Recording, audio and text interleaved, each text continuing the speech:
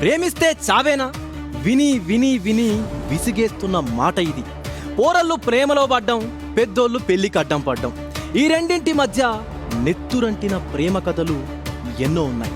కానీ మీరిప్పుడు చూడబోయే real story never before ever after అని లాంటిది.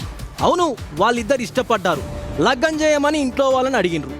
పెద్దోళ్ళు వద్దన్నా సరే బేఫికర్గా పెళ్లి చేసుకునే మార్గాలు ఎన్నో ఉన్నాయి. వాళ్ళిద్దరూ మేజర్లు, పైగా ఆమెకు నర్సుగా శాలరీ కూడా ఉంది. నా లైఫ్ నా నిర్ణయం అనే సాధికారత కూడా ఉంది. అవన్నీ పక్కన పెట్టి ఆత్మహత్యే శరణ్యం అనుకుంది.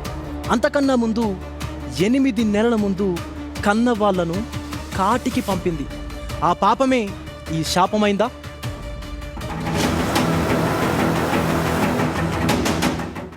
సంగారెడ్డి శాంతినగర్లోని ప్రైవేట్ గర్ల్స్ హాస్టల్లో దారుణం జరిగింది. ఉద్యోగాన్వేషణలో వికారాబాద్ నుంచి సంగారెడ్డికి వచ్చిన యువతి ఈ హాస్టల్లో వెగతజీవిగా మారింది. సమాచారం అందుకున్న వెంటనే పోలీసులు స్పాట్ కు రీచ్ అయ్యారు. సీన్ ఆఫెన్స్ ని బట్టి సూసైడ్ చేసుకుందని ప్రాథమిక అంచనాకొచ్చారు. అదే నిజమా, మరేదైనా కోణముందా?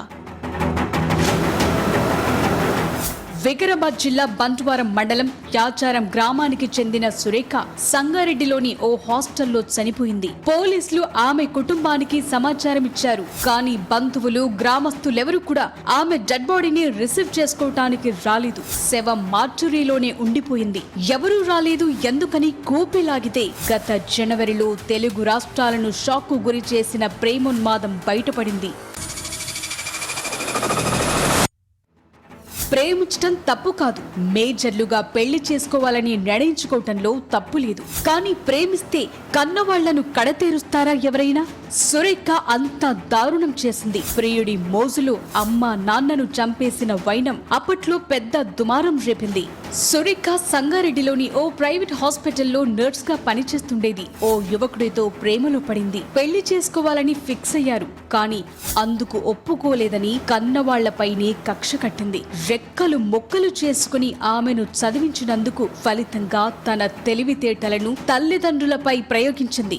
అమ్మా నాన్న ఇద్దరికీ ఓవర్ డోస్ లో మత్తింజెక్షన్ ఇచ్చేసింది.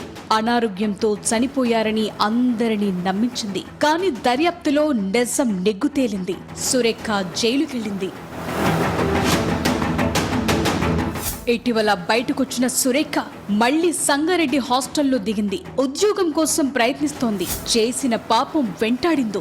నమ్ముకున్న ప్రియుడు హ్యాండ్ ఇచ్చాడు. వాన్నెవన్నో నమ్మి అమ్మ నాన్నను చంపేసుకున్నారనే పశ్చాత్తాపమో, బంధువులు సమాజానికి ముఖం చూపలేకపోతున్నారని ఆత్మన్యూనత కావచ్చు. కారణాలేంటో ఇంకా క్లారిటీ లేదు. కానీ అమ్మ నాన్నకిచ్చిన ఇంజెక్షన్ తోనే తాను ఆత్మహత్య చేసుకుంది.